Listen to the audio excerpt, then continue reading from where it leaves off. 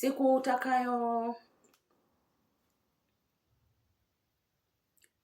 utakayogundua kwa nini wewe ulikuwa mtu wa mwisho ama ulikuwa kiumbe wa mwisho kuumbwa,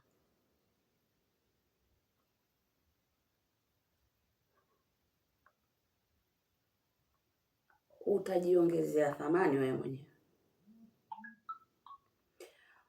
Ukijua ni kwa nini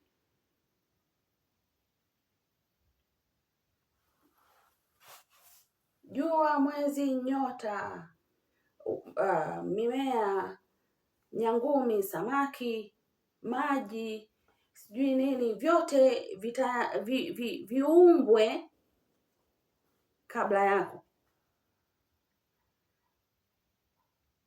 utabadilisha ufahamu wako, mtazamo wako. You will change your thinking capacity.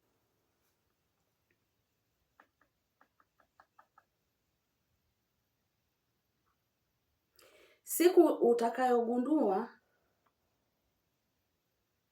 Mungu ni nani, halafu wewe ni nani, hautajichukulia poa.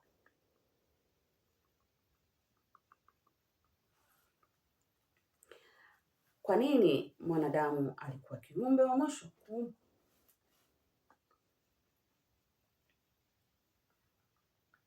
Na kwa nini Yohana atuambie kwamba nao ule uzima ulikuwa nuru ya watu? Kwa nini asituambie ule uzima ulikuwa nuru ya mche, mimea, samaki au nyangumi? Kwa nini sio wanyama au wadudu? Kwa nini nuru ya watu?